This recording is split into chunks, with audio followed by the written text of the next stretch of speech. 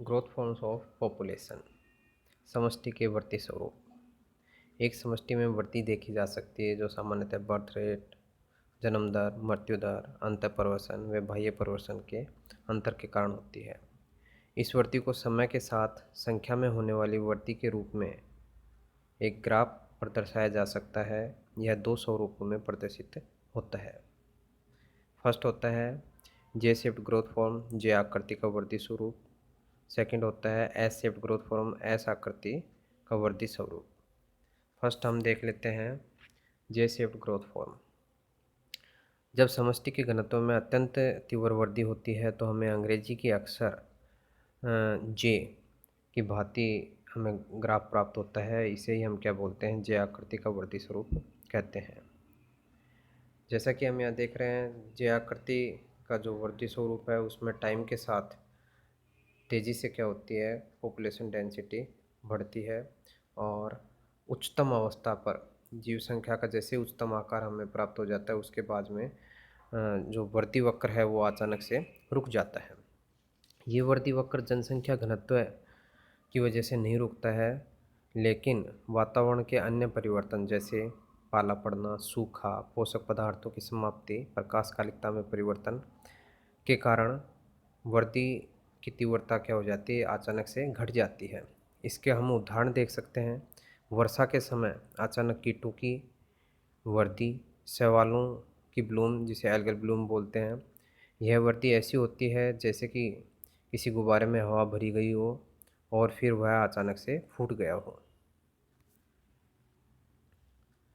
इसको हम फॉर्मूले के द्वारा प्रदर्शित कर सकते हैं। Delta N upon delta T equals to small R and capital N. यहाँ पे हम देखेंगे कि डेल्टा एन क्या है, change in size of growing population. N है ये इनिशियल नंबर ऑफ पॉपुलेशन है, टी है ये टाइम को प्रदर्शित करता है। नेक्स्ट है एस शेप्ड और सिग्मोइड ग्रोथ। इस ग्राफ को हम तीन प्रावस्थाएं इसकी पहचानी जा सकती हैं, जैसा कि हम यहाँ देख रहे हैं। फर्स्ट है एस्टेब्लिशमेंट फेज, स्थापना प्रावस्था। जब जीव किसी नए आवास में आता है तो कुछ समय के लिए वहाँ व्यवस्थित होने या अनुकूलित होने में लगाता है और इस प्रावस्था में संख्यात्मक वृद्धि बहुत कम होती है। नेक्स्ट है पीरियड ऑफ एक्सपोनेंशियल ग्रोथ, तीव्र वृद्धि प्रावस्था। जैसा कि हम यहाँ देख रहे हैं कि जो एस्टेब्लिशमेंट फेज है उसके जस्ट बाद में इस फेज को देखा गया है और इसमें वृद्धि बहुत त्वरित गति से होती है। इसमें संख्यात्मक वृद्धि बहुत तेज़ी से होती है। इस प्रावस्था को हम लॉगरिथम फेज, लॉग फेज भी बोलते हैं। यह प्रावस्था एक तरीके से हमारे जे शेप्ड कर्व के तुल्य है, जे शेप्ड कर्व के समान है। और तीसरी जो अवस्था है वो है नेगेटिव एक्सेलरेशन फेज, ऋणात्मक त्वरण प्रावस्था।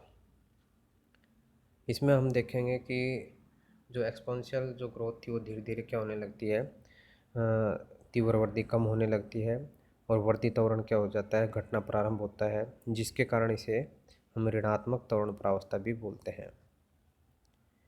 इस प्रावस्था के अंत में हम देखेंगे कि संख्या साम्य को प्राप्त कर जाती है। जैसा कि हम देख रहे हैं कर्व बिल्कुल क्या हो जाता है, एक्स एक्सिस के पैरेलल हो जाता है और इसके अंदर धनात्मक एवं ऋणात्मक परिवर्तन, या यूँ कहें कि जन्म दर और मृत्यु दर क्या हो जाती है, बराबर हो जाती है और यह शून्य वृद्धि दर कहलाती है। इससे पहले दोनों प्रावस्थाओं के अंदर हम देखेंगे कि जो मृत्यु दर है वो क्या है, जन्म दर से कम होती है। यह ऋणात्मक त्वरण या शून्य वृद्धि दर वातावरण के प्रतिरोध के कारण होता है। इसका कारण यह है कि आवास एक सीमा से अधिक घनत्व को क्या नहीं कर सकता है, धारित नहीं कर सकता है और जिस बिंदु पर शून्य वृद्धि दर प्राप्त होती है उसे हम क्या बोलते हैं, सैचुरेशन वैल्यू बोलते हैं, संतृप्ति मूल्य कहते हैं। इसे हम के चिन्ह से प्रदर्शित करते हैं, के चिन्ह से अंकित करते हैं। के है ये आवास की धारण क्षमता, कैरिंग कैपेसिटी है। यह सिग्मा वक्र की ऊपरी अवस्था को क्या करती है, दर्शाती है। इसको हम निम्न सूत्र के द्वारा प्रदर्शित कर सकते हैं। D N upon D T equal to R N bracket K minus N upon K. यहाँ पे के जैसा कि हमने पहले देखा क्या है, धारण क्षमता है, कैरिंग कैपेसिटी है। प्रारंभ में देखा जाता है कि के की तुलना में एन की जो वैल्यू होती है वो बहुत कम होती है, एन का मान है ये बहुत कम होता है। अर्थात यूँ कहें कि धारण क्षमता से वास्तविक संख्या है ये बहुत कम होती है, जिसकी वजह से ये जो पार्ट है इसकी वैल्यू क्या होती है, 1 के आसपास होती है, 1 के आसपास होती है। और इस समय ये समीकरण delta N upon delta T equal to R N होता है, जो कि हमारे किसमें जे वक्र के अंदर था। और इस दौरान जीव की जो जैविक सामर्थ्य होती है, जीव उस तक प्रजनन कर पाता है। परंतु जैसे जैसे संख्या है ये धारण क्षमता के निकट पहुंचती है, जैसे जैसे एन की वैल्यू बढ़ती जाती है और ये के पास में पहुंचती है, वैसे वैसे ये जो के माइनस एन अपॉन जो के की वैल्यू है ये 1 से घट करके 0 की तरफ चली जाती है। और हम देखेंगे कि वृद्धि है वो मंद पड़ जाती है और एक समय शून्य वृद्धि की अवस्था प्राप्त हो जाती है, जो कि सिग्मा वक्र की क्या कहलाती है, चरम अवस्था होती है।